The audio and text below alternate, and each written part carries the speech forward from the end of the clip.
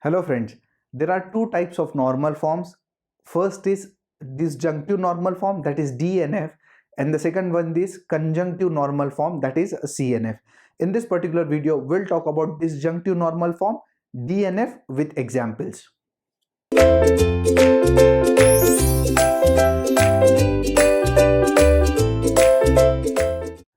Welcome back friends. Let us discuss the first type of normal form, that is disjunctive normal form. We're going to understand this topic with the help of examples. So before going ahead, let us understand what does this normal form mean. It's disjunction of fundamental conjunction. So this is the definition of disjunctive normal form. Don't worry, I'll explain you. So the definition is very simple. The terms must be separated with a disjunction. Therefore, it is called disjunctive normal form. See here. The terms must be separated with disjunction. There is one more condition. Internally, the term can have conjunction. Internally, the term must have conjunction. Internally, it cannot be disjunction. So internally, or simply say in a particular bracket or in a term, there will be disjunction, there will be conjunction, and the terms are separated with disjunction, then it is called DNF. Let's talk about this examples here. This is your one term which has conjunction, and these two terms, this is only one term, so one term, so no need of conjunction. These two terms are separated with the disjunction. So this is your DNF. So what is DNF? Inside the brackets it should have conjunction and the bracket must be separated with disjunction, then it is called DNF. And reverse is true for CNF. That means in second form, that is conjunctive normal form, so inside the bracket it has disjunction and the terms are separated with conjunction, then it is called conjunctive normal form. So let's talk about disjunctive normal form in this particular video. First of all, whenever we get P implies Q, you should replace with negation of P or Q, and P double implies Q, then this is the formula. There are two formulas for P double implies Q, and the one formula is, both the formulas are actually same. See, this is your another version of the same formula. Now, if we want to convert into DNF, then we're going to apply this particular formula. Why? See here. These terms are separated with disjunction and internally it has conjunction. Therefore, this is DNF. And if problem comes in CNF category, so see here. The terms are separated with the conjunction. In between, they have disjunction. So, if it is CNF, I'm going to apply this formula. I'm going to replace P double implies Q with this formula. If it is conjunction, if it is DNF, I'm going to replace with this particular formula. In this video, we are talking about this formula. So there are three examples that we need to solve. There are few steps that we need to remember. Step number one is 99% of time you will get in the problem either implies or double implies. So you need to replace with these formulas. Step number one. Step number two, simplify negation. That means if there is any negation outside the bracket, we need to take inside. And we know how to evaluate that. And the last step is apply distributive law. One of the most important law, distributive law. In all the problems, we're going to apply distributive law. And these problems are very simple. 3, 4 step, 5 step, we generally get the result. So let us start with the first problem. And the first problem says, see here, P and P implies Q. So which is equal to P and. What do you mean by P implies Q? P implies Q means negation of P or Q. Please tell me, is it in CNF or DNF? It's actually in CNF. Why? The terms are separated with the conjunction and internally they have disjunction. So actually it is CNF, but we want in DNF. So apply distributive law. This will become P and negation of P. P and this term, this is the or P and Q. I can further simplify, but my aim is to convert the problem into DNF. So I got it. Therefore, I'll stop. See here. In between the terms, we have disjunction and the terms are separated with conjunction. Therefore, it's your DNF format. So we'll stop here. We'll not go ahead further. We got the result in DNF format. Let's talk about the next. The next is P implies Q. Problem number 2 and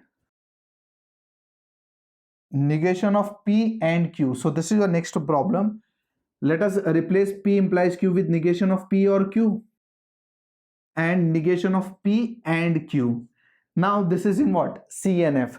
Conjunction, internal disjunction. No, it's actually not in CNF also. Suppose if this is the case, then you can say yes, it's in CNF.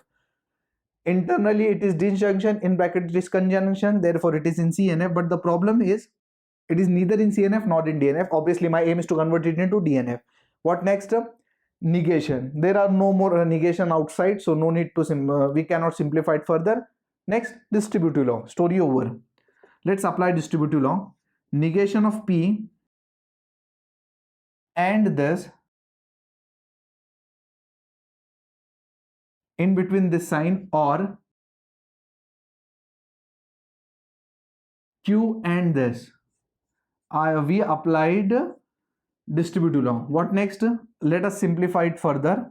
What next? Now you can apply associative law because both the signs are same. So negation, associative means you can consider any two terms together. So negation P and negation P is what? Negation P. So in short, if you combine these two terms, negation P and negation P is negation P and Q. This can be written once, or again there are two Q's, so you can combine two Q's and you can write it down as one Q. So Q and Q, I am taking these two terms together and the result is Q and this negation P. If you observe these two are same, so again the same story, P or P is P only, we can write it down once. So that's your required result. This is actually in DNF. See, there is only one term, therefore conjunction in between. If more than one term, so there has to be disjunction in between. Only one term, conjunction in between, story over. This is the required DNF format. Let's talk about the third problem. And the third problem is negation of P implies Q and R. So this is the third problem. Yes, what is the first step? P implies Q. Replace with one, negation P or Q. So this is what negation of P, that is negation of the first term or second term, Q and R. What next? Simplify the negation. Step number 2 written here. That means we need to take this, we need to simplify this negation. So negation will go inside and negation will be cancelled. You will get P, or negation will become and this negation will come with this term. What next? Take this negation inside. Is it DNF? No. Why? Because conjunction. It's conjunction in between. We want disjunction. Actually, it is CNF. So for DNF, we need to apply distributive law. So P and negation Q, or sign in between, P and R, story over. This is your DNF. Disjunction in between, and in bracket it is conjunction. So we got the result. Let's move on. Let's talk about the last problem, problem number 4. And the problem says negation of P or Q double implies P and Q. So this is your problem number 1, problem number 4 that we're going to discuss here. Since it is double implies, let us apply this particular formula. So the formula says, see, it's very simple formula, P and Q, that means first term and second term. If I'll apply this formula, first term is what? Negation of P or Q. This is first term, and second term P and Q. What next? P and Q, see here, P and Q, in between we have or, and after that negation of P and negation of Q, that means first and second term with the negation. So here it will be first term with the negation, so that will be double negation, and negation of the second term. So let us simplify. There are so many negations. Let's simplify that first. Let's take this negation inside. Negation of P, or will become and, this will become negation Q, and P and Q. So this is in one bracket, or in between. These two negation will cancel each other. We will get P or Q. If you take negation inside, and that will become negation of P or negation of Q.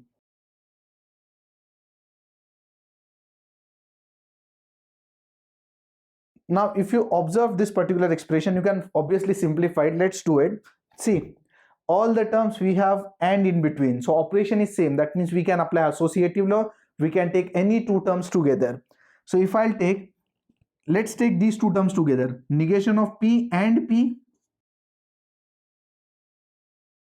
and let's take these two terms together. All are separated with and, so obviously you can take it or. Now here in the second expression, we want disjunction in between, and here it is conjunction. Therefore, we need to apply distributive law. And what the law says, P and this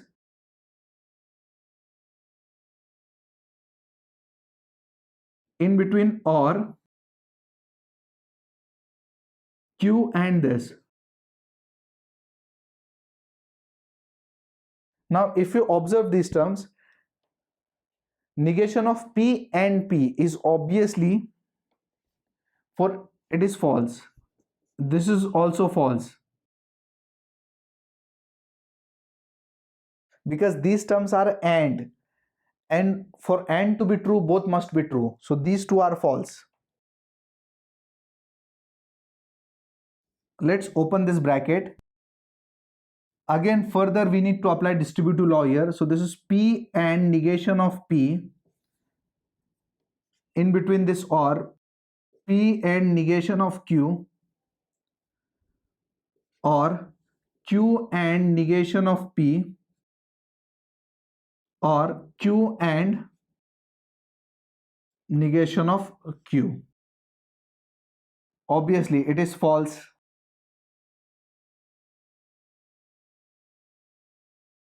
False or the second term. Now further, if I'll simplify, P and negation of P is obviously false, or P and negation Q will remain as it is. Q and negation of P or Q and negation of Q is false.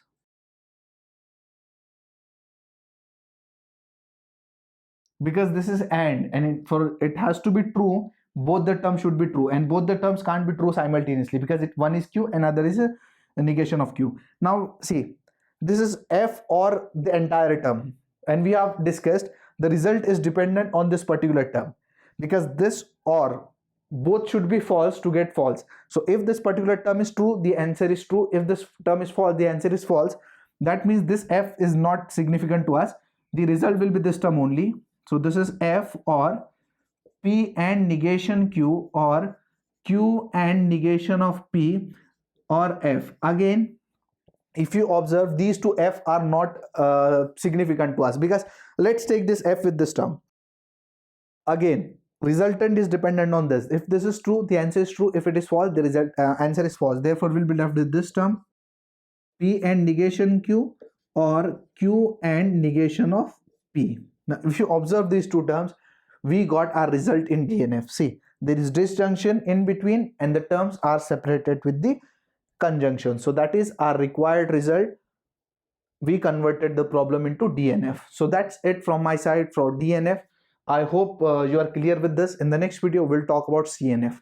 Thank you for watching this video. Take care.